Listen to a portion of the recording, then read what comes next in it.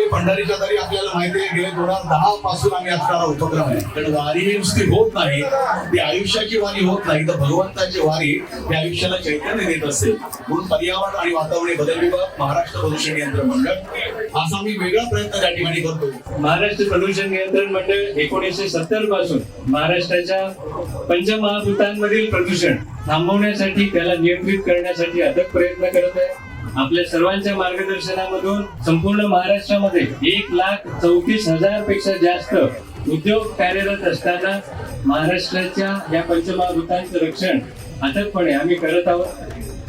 आज जगाच्या समोरचा सगळ्यात मोठा प्रश्न जर काही असेल तर तो पर्यावरणाचा प्रश्न आहे. कोणीही एक व्यक्ती हा प्रश्न सोडवू शकत नाही, पण आपण सर्व एकत्रित आलो आणि खऱ्या अर्थानं संतांच्या विचारावर चालायचं ठरवलं तर हा प्रश्न निश्चितपणे सुटू शकेल.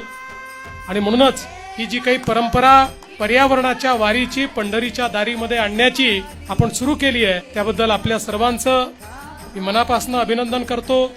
संजयजी, आपण दरवर्षी अतिशय सुंदर याचं संचलन करतात. राहुल रेखावारजी, आपलंही मनापासून अभिनंदन करून मी सर्वांना शुभेच्छा देतो. रामकृष्ण हरी.